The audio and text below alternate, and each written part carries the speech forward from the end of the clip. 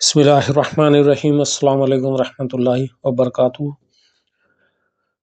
کیا حالات جنابت میں روزہ رکھا جا سکتا ہے؟ سیدہ عائشہ رضی اللہ عنہا اور ام سلمہ رضی اللہ عنہا سے روایت ہے، فرماتی ہیں ان رسول اللہ صلی اللہ علیہ وسلم کان یدرکہ الفجر وہو جنوب من اہلہ ثم یغتسل ویدوم۔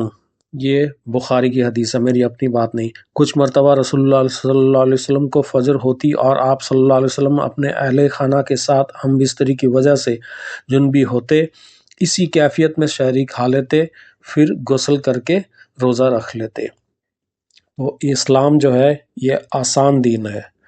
اللہ کے رسول صلی اللہ علیہ وسلم جو ہے یہ آسان بول کے گئے ہیں ہمارے لیے۔ تو اللہ رب العزت ان میں اپنے بندوں کے لیے تنگی، پریشانی اور مشکل بالکل نہیں رکھی، بالکل نہیں چاہتا اللہ۔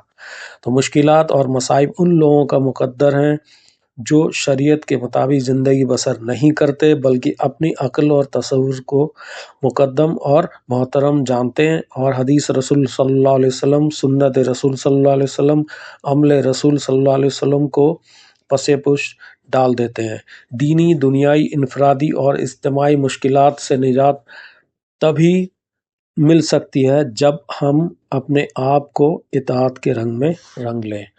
یہ جو ہے حدیث، یہ میری اپنی بات نہیں ہے کہ یہ کتابوں میں قاری محمد یعقوب شیخ، یہ گولڈ میڈلسٹ کنگ سعود یونیورسٹی، یہ ان کی لکھی ہوئی کتاب ہے، تو اس سے میں پڑھ رہا ہوں، میری اپنی کوئی بات نہیں ہے۔ باقی آپ لوگ چاہیں تو بخاری حدیث جو میں نے پڑھی اسے تحقیق کر لیں۔ جزاک اللہ خیر۔ Please like, share and subscribe my video and subscribe to my channel. جزاک اللہ خیر۔